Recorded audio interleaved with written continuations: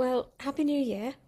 I know this is the second podcast of the year, but actually it's the first one where I'm solo. So a very Happy New Year. And let's make 2026 that year that our mindset gets in gear, our mental performance is spot on, and we really enjoy our riding.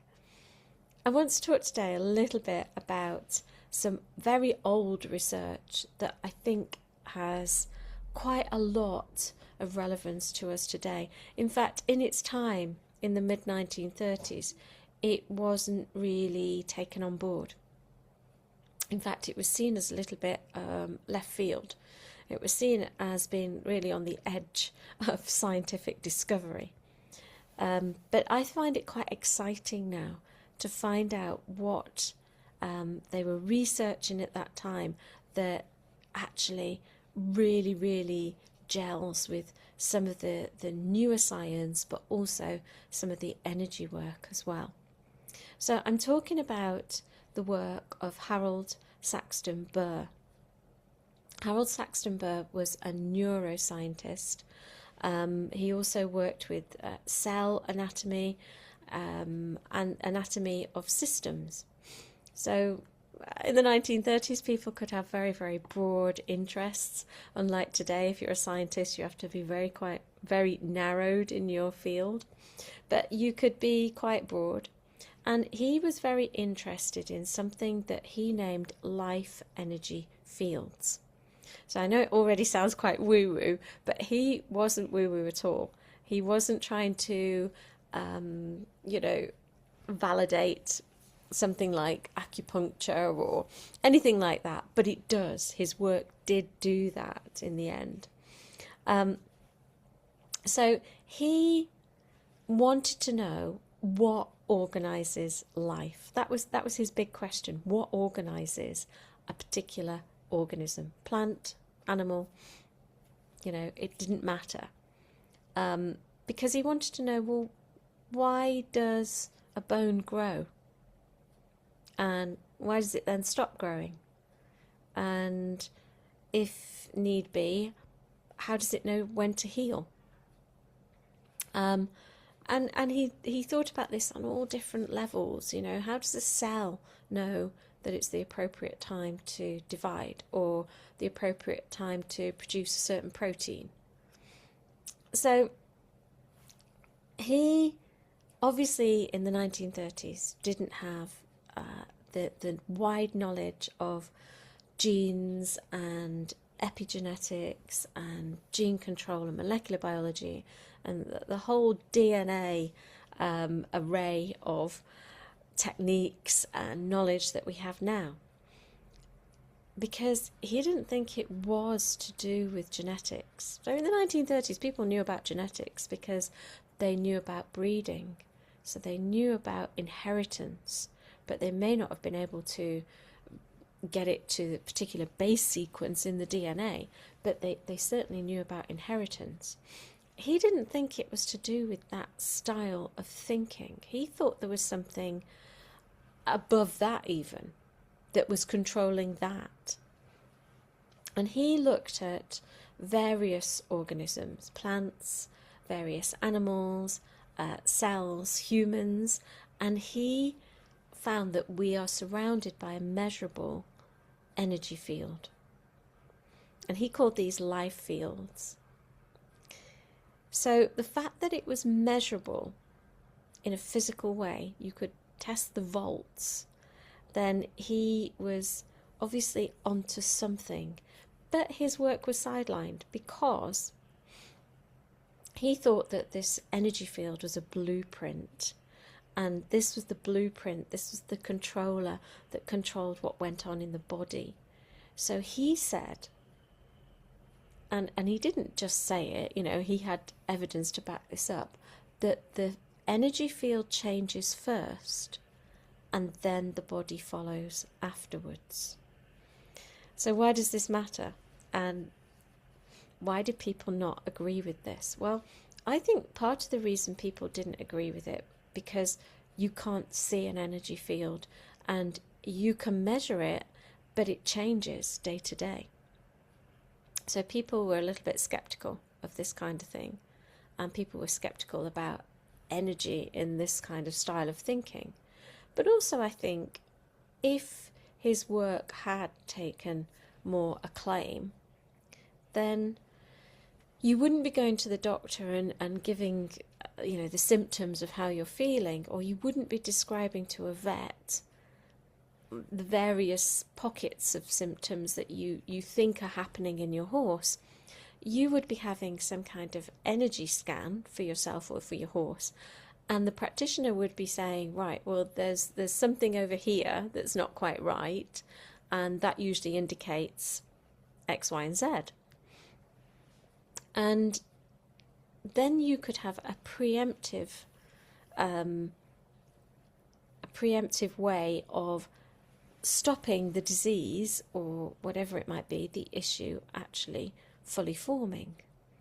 And I think, this is controversial, because that would then kind of obliterate the need for so many pharmaceuticals. It would get rid of the need for a lot of medical procedures.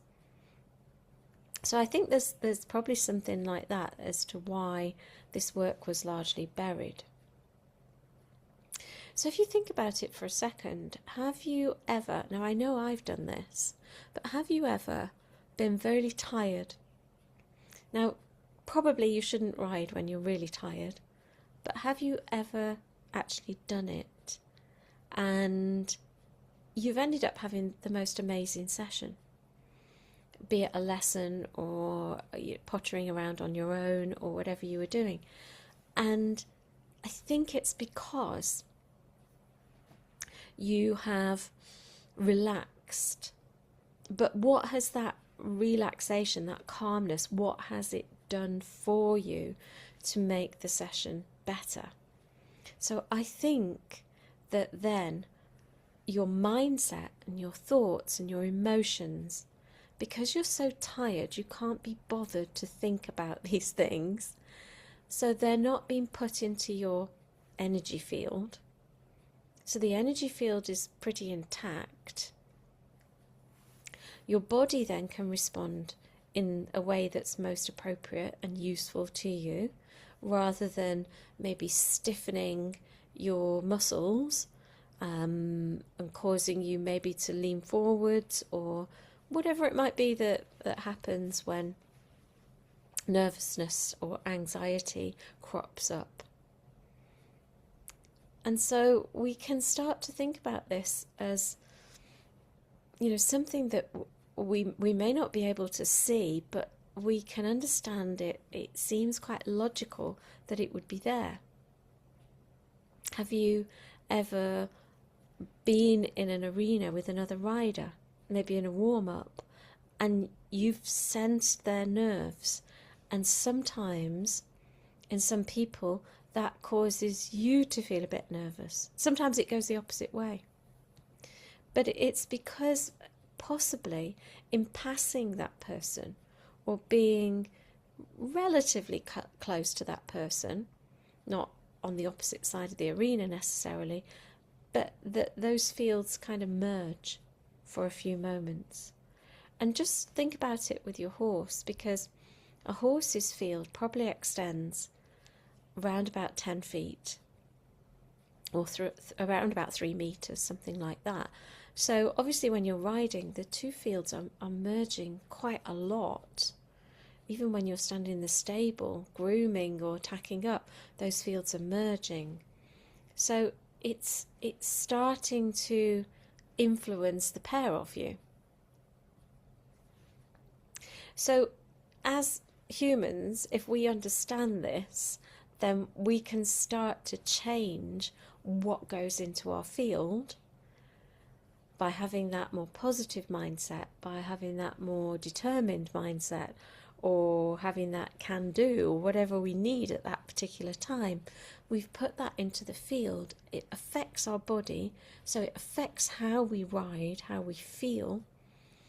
And it kind of has a knock-on effect. When you feel that things are good, when you feel that your horse is responding and that you're working together, then you start to feel better. So you put that into the field. The field then responds by making your body feel even better, maybe even more balanced, even more capable. Your aids might become a little bit sharper in terms of the timing and so on. So it's just a quick reminder, I suppose, today that your emotional state, your tension level in your body, your mindset in terms of what you're thinking, all enter and merge and mix with this energetic field. But if you were able to control those thoughts, choose the emotion that you want, then the energy field works with you and brings your body into that alignment. And that's quite a cool thing to think about, isn't it? I think that means that we can do it. We can change these things, and we're in control. And some NLPers say things like, you're driving the bus.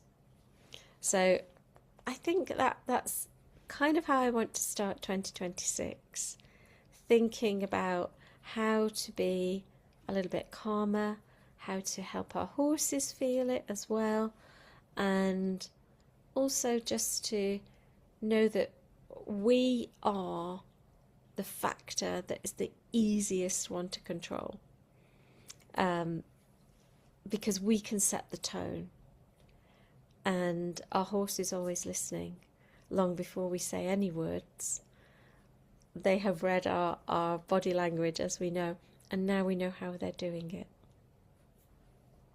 I hope that's food for thought for you, and that you have some takeaways from that, and that in 2026 we can start to explore some ways of making that mindset a little bit better and making your mind work for you. Take care, and I'll see you again really soon.